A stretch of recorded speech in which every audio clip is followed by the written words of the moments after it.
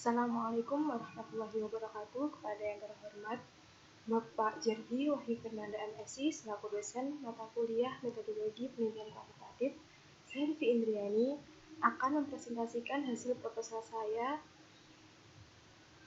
yang berjudul Pengaruh Minat Belajar terhadap Hasil Belajar Mata Pelajaran PAI di SD Negeri Banjar 1. Untuk bab yang pertama, pendahuluan. Latar belakang. Pendidikan. Pendidikan adalah proses memperoleh pengetahuan dan kebiasaan melalui pembelajaran. Yang kedua, minat belajar. Suatu kecenderungan untuk memberikan perhatian dan tindakan terhadap orang, aktivitas, atau situasi yang menjadi objek dari minat tersebut disertai dengan perasaan senang. Yang ketiga, hasil belajar. Kemampuan yang dimiliki siswa setelah ia menerima pengalaman belajarnya. Rumusan masalah yaitu apakah terdapat pengaruh minat belajar terhadap hasil belajar siswa kelas 5 dan 6 pada mata pelajaran PAI di Sekolah Dasar Negeri Banjar 1. Tujuan penelitiannya yaitu untuk mengetahui pengaruh minat belajar terhadap hasil belajar siswa kelas 5 dan 6 pada mata pelajaran pendidikan agama Islam di SD Negeri Banjar 1, Kabupaten Kediri. Yang kedua, manfaat penelitian. Yang pertama yaitu secara teoritis. Manfaat penelitian secara teoritis dapat memperjelas tentang pengaruh minat belajar terhadap hasil belajar. Yang kedua yaitu manfaat praktis. Bagi peneliti memperoleh data terkait minat belajar siswa dan menambah wawasan serta pengetahuan dalam bidang pendidikan. Bagi guru mengetahui faktor-faktor yang mempengaruhi hasil belajar peserta didik sehingga guru mampu menciptakan pembelajaran secara maksimal. Bagi siswa menjadi masukan pentingnya minat dalam berproses untuk meningkatkan hasil belajar.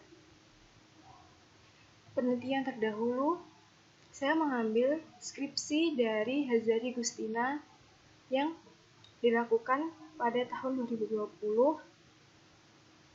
yang berjudul Pengaruh Minat Belajar terhadap Hasil Belajar Siswa Kelas 5 pada Mata Pelajaran Matematika di SDN 68 Kota Bengkulu.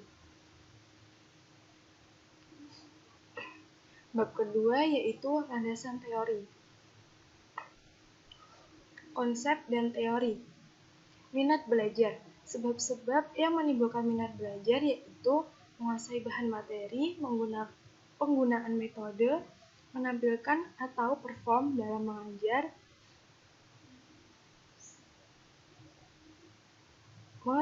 mengevaluasi suatu pelajaran.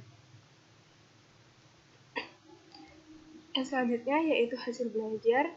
Anak yang berhasil dalam belajar ialah yang berhasil mencapai tujuan-tujuan pembelajaran atau instruksional untuk mengetahui apakah hasil belajar yang dicapai telah sesuai dengan tujuan yang ingin dicapai, dapat diketahui melalui evaluasi.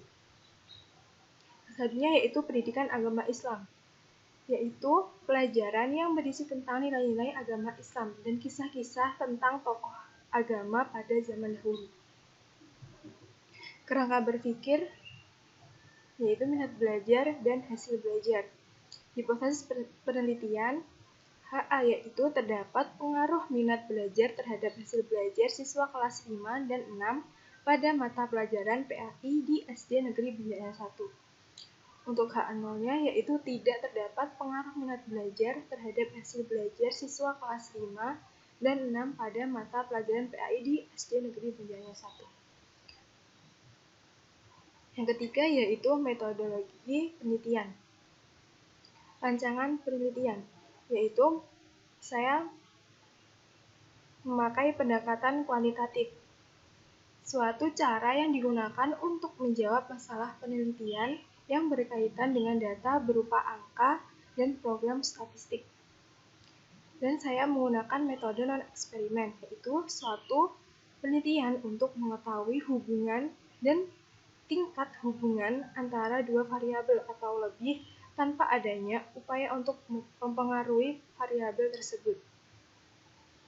variabel penelitian, minat belajar, alat ukurnya dengan checklist, hasil ukurnya iya dengan centang, tidak dengan silang. Skala pengukurannya yaitu nominal. Hasil belajar, alat ukur rapot, hasil ukur nilai rapot, skala pengukurannya yaitu interval. Populasi dan sampel. Populasi, saya di sekolah SD Negeri Banjarnegara 1, kelas 5 terdapat 30 siswa, dan kelas 6 terdapat 30 siswa. Dan saya mengambil sampel kelas 5 10 siswa dan kelas 6 15 siswa. Selanjutnya, teknik pengumpulan data. Secara observasi, pengamatan sistematis dengan terencana. Yang kedua, angket, pengumpulan data yang dilakukan dengan cara memberi pertanyaan tertulis kepada responden. Yang terakhir yaitu dokumentasi, pencatatan data-data yang relevan dengan masalah yang sedang diteliti. Kemudian, data-data tersebut didokumentasikan. Instrumen penelitian. Yang pertama, saya menemukan uji validitas, yaitu untuk mengetahui kuesioner yang disusun tersebut valid atau tidak. Yang kedua yaitu uji reliabilitas, yaitu konsistensi skor pada instrumen suatu penelitian terhadap individu yang sama dan diberikan dalam waktu yang berbeda. Selanjutnya, analisis data. Menggunakan uji normalitas, yaitu untuk mengetahui apakah ada data yang diambil berasal dari populasi yang berdistribusi normal atau tidak. Yang kedua, uji homogenitas, itu pengujian mengenai sama tidaknya variasi dua buah atau lebih. Yang ketiga, uji linearitas, yaitu suatu pengujian untuk mengetahui apakah antara setiap variabel bebas dan variabel terikat bersifat literal atau tidak, bersifat linear atau tidak. Jadwal penelitian dilakukan pada semester ganjil tahun ajaran 2022 atau 2023. Terima kasih. Apabila ada salah-salah kata, saya mohon maaf. Sekian. Wassalamualaikum warahmatullahi wabarakatuh.